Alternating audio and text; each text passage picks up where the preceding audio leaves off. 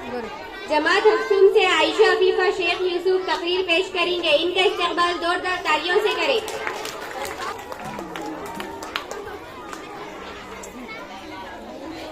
मोहतरमा सदर जलसा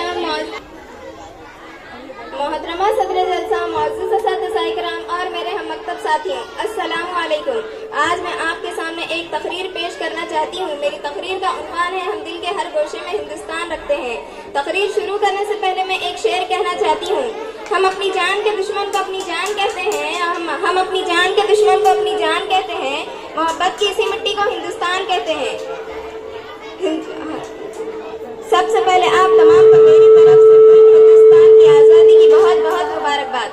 हजरात, ये वही आज़ादी का दिन है जिसको हासिल करने के लिए हमारे आबा वाजिदात ने बहुत सी मुश्किलात और मसाइब का सामना किया। ये वही आज़ादी का दिन है जिसको हासिल करने के लिए हमारे आबा वाजिदात ने बहुत सी कुर्बानियों को पेश किया।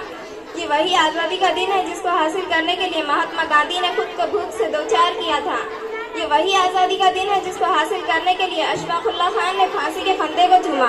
जब भगत सिंह को फांसी के फंदे पर चढ़ाया गया तो भगत सिंह ने अपनी जुबान से ये अल्फाज निकाले थे, अब भी जिसका खून न खौला वो खून नहीं पानी है, अब भी जिसका खून न खौला वो खून नहीं पानी है, जो देश के काम ना आए वो बेकार जवानी है। हिंदुस्तान की तारीख बोल रही है कि मुल्क हिंदुस्तान को आज़ाद कराने में बहुत से लोगों ने अपना अहम रोल अदा किया है।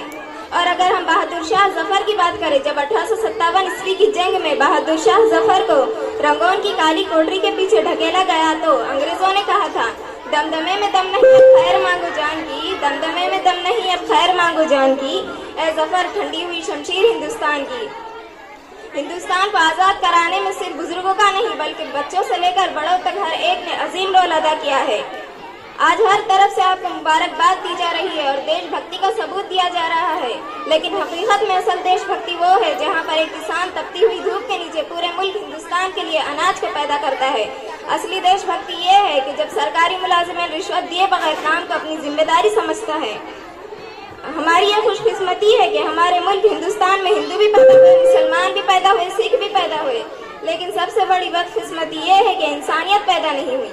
इतना कहकर मैं अपनी तकरीर एक शेर पर ख़त्म करना चाहती हूँ। ये बात हवाओं को बताए रखना, ये बात हवाओं को बताए रखना, रोशनी होगी चिरागों को जलाए रखना।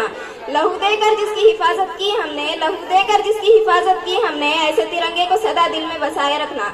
जय हिंद।